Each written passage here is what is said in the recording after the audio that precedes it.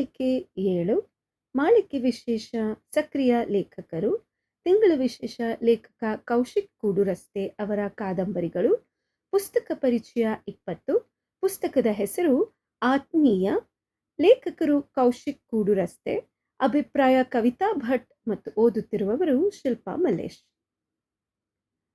ಕಾಲೇಜಿನ ದಿನಗಳೇ ಹಾಗೆ. ಒಂದು ಹುಡುಗಿ ತಿರುಗಿ ನೋಡಿದರೂ ಅದು ಪ್ರೀತಿಯೇ. ನಕ್ಕರಂತೂ ಸರಿಯೇ ಸರಿ. ವಯೋಸಹಜ ಆಕರ್ಷಣೆ ಅದು. ಪ್ರೀತಿ ಯಾವುದು ಅರಿವಾಗದ ಅಮಲಿನ ಸ್ಥಿತಿ ಅದು. ನನ್ನ ಗೆಳೆಯರಲ್ಲೇ ಬೇಕಾದಷ್ಟು ಜನ ತಮ್ಮ ಪ್ರೀತಿಯ ಬಗ್ಗೆ ಹೇಳುವುದಿತ್ತು.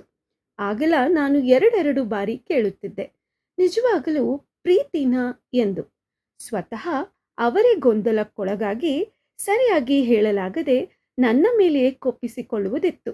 ಯಾವುದು ಪ್ರೀತಿ ಎಂದು ಗುರುತಿಸುತ್ತೇವೋ ಅದಕ್ಕೂ ಮೊದಲು ಯಾವುದು ಪ್ರೀತಿಯಲ್ಲ ಎನ್ನುವುದು ಅರಿತರೆ ಸಾಕು. ನಿಜವಾದ ಪ್ರೀತಿ ಎಂದರೇನು ಎನ್ನುವುದು ಪ್ರಯತ್ನಗಳಿಲ್ಲದೆ ತಿಳಿದು ಬಿಡುತ್ತದೆ. ಇಲ್ಲದಿದ್ದರೆ ಬದುಕಿನಲ್ಲಿಯ ಮುಖ್ಯ ಪುಟ ಕಳೆದು ಹೋಗುತ್ತದೆ. ನಿಜವಾದ ಪ್ರೀತಿ ಹುಡುಕುವುದರಲ್ಲೇ ದಿನ ಕಳೆದರೂ ಚಿಂತೆ ಇಲ್ಲ. ಆದರೆ ಇದೇ ಪ್ರೀತಿ ಎಂದು ನಂಬಿ ಮೋಸ ಹೋಗುವುದಿದೆಯಲ್ಲ, ಅದು ತೀರಾ ಆಘಾತ ತರುತ್ತದೆ. ಅಷ್ಟಕ್ಕೂ ಪ್ರೀತಿಗೂ ಒಂದು ಸರ್ವಕಾಲಿಕ ವ್ಯಾಖ್ಯಾನ ಕೊಡುವುದಾದರೂ ಹೇಗೆ? ಜಗತ್ತಿನಲ್ಲಿ ಎಷ್ಟು ಬಗೆಯ ಜನರಿದ್ದಾರೋ ಅಷ್ಟು ಬಗೆಯ ಪ್ರೀತಿ ಇದೆ.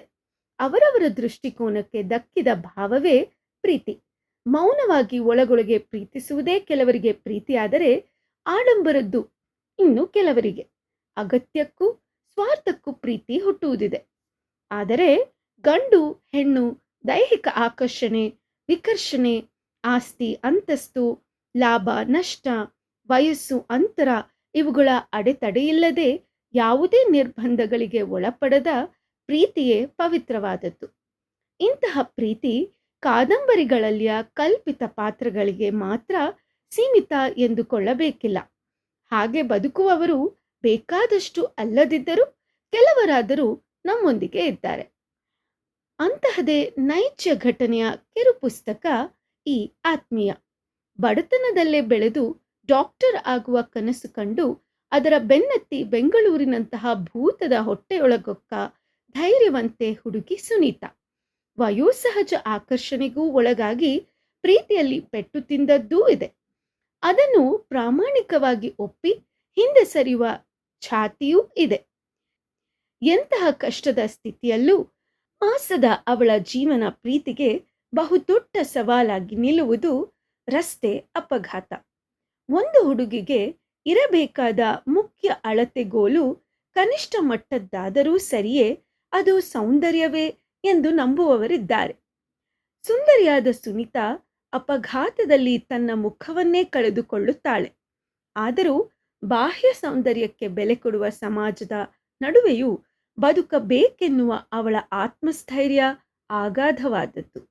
ಮೊದಲಿನಿಂದಲೂ ಅವಳನ್ನು ಪ್ರೀತಿಸುತ್ತಾ ಬಂದ ಜಯಪ್ರಕಾಶ್ ಅವಳ ಕೊರತೆ ನ್ಯೂನತೆ ಹಿಂದಿನ ಬದುಕಿನ ವಿಷಯಗಳನ್ನು ಮರೆತು ಕುರೂಪಿಯಾದರೂ ಅವಳನ್ನೇ ಮದುವೆಯಾಗುತ್ತಾನೆ. ಪ್ರೀತಿಗೆ ಆದರ್ಶವಾಗಿ ನಿಲ್ಲುವ ಈ ಪ್ರೇಮಿಗಳ ಸಂಕೇತವೇ ಆತ್ಮೀಯ. ಬರೆದರೆ ವರದಿಯಾಗುವ ಸಾಧ್ಯತೆ ಇರುವ ಬರಹದ ಆಡಂಬರಕ್ಕೆ ಸಿಕ್ಕು ಕಲ್ಪಿತ ಘಟನೆ ಎಂಬ ಅನುಮಾನವೂ ಹುಟ್ಟಿಸಬಹುದಾದ ಈ ನೈಜ ಘಟನೆಯನ್ನು ಸುಂದರವಾಗಿ ಅಕ್ಷರಕ್ಕಿಳಿಸಿದ್ದಾರೆ ಕೌಶಿಕ್ ಕೂಡುರಸ್ತೆ. ಮುಖ್ಯವಾಗಿ ಪ್ರೇಮವೆಂದು ಓಡಾಡುವ ತರುಣರು ಹಾಗೂ ಎಲ್ಲರೂ ಒಮ್ಮೆ ಓದಲೇಬೇಕಾದ ಪುಸ್ತಕವಿದು. ಧನ್ಯವಾದಗಳು.